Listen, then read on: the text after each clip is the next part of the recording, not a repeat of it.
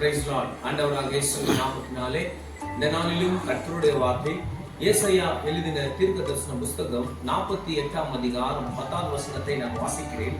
இதோ உன்னை நான் புடமிட்டேன், ஆனாலும் வெள்ளியை போல் அல்ல, உபத்திரத்தின் குகையிலே உன்னை நான் திறந்து கொண்டேன். ஆமா, அருமையான தேவனுடைய பிள்ளைகளே, இந்த நாட்களிலே உங்களோட வாழ்க்கை உபத்திரத்துல நீங்கள் வாழ்ந்து கொண்டிருக்கலாம். சொல்ல முடியாத பிரச்சனையில நீங்கள் வாழ்ந்து கொண்டிருக்கலாம்.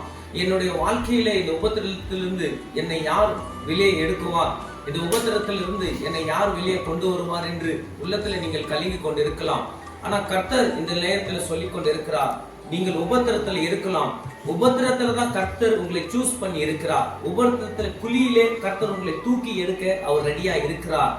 எந்த குறிச்சு நீங்கள் கவலைப்பட வேண்டாம், உபத்திரத்தை குறிச்சு நீங்கள் கவலைப்பட வேண்டாம். உபத்திரத்தை தீர்க்கிற கர்த்தரை நீங்கள் நோக்கி பார்க்கும்போது அந்த உபத்திரத்திலிருந்து கர்த்தர் உங்களை வெளியே கொண்டு வந்து, அந்த உபத்திரத்திலிருந்து, அந்த டிப்ரெஷன்ல இருந்து அந்த வெளியே கொண்டு வர முடியும். ஒரே ஒருவரால முடியும் என்றால் நம்ம கர்த்தராகிய இயேசு கிறிஸ்துவால தான் முடியும். அவரை விசுவாசிக்கிறவர்கள் இதுவரைக்கும் எந்த இடத்துல வெட்கப்பட்டதில்லை என்று வேதம் சொல்லிக் கொண்டிருக்கிறது. ஐயோ, நான் இத்தனை நாள் வாழ்ந்து கொண்டிருக்கிறேன், நான் கிறிஸ்துவங்களா தான் வாழ்ந்து கொண்டிருக்கிறேன், நான் வேதத்தை வாசித்துக் கொண்டிருக்கிறேன், நான் ஜெபம் பண்ணி கொண்டிருக்கிறேன், என்னோட வாழ்க்கையில ஒரு மாற்றமும் இல்லை, எல்லாமே உபத்திரமாக இருக்கிறது. இல்ல, உனக்கு ஒரு பிரச்சனை, ஒரு உபத்திரம் வந்து கொண்டிருந்தால் நீ உன்னோட வாழ்க்கையிலே கரெக்டான பாதையில தான் நீ நடந்து கொண்டு போய் கொண்டிருக்கிற.